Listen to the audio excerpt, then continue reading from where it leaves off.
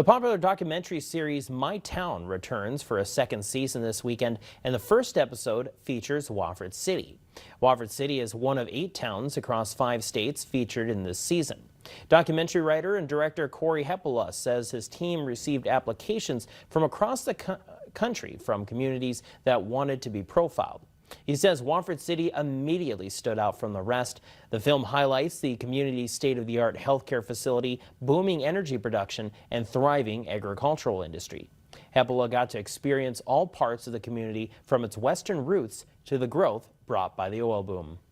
Their identity is still small town, we work together, we work hard. And you think about the state of North Dakota, people here, they work hard and they work together.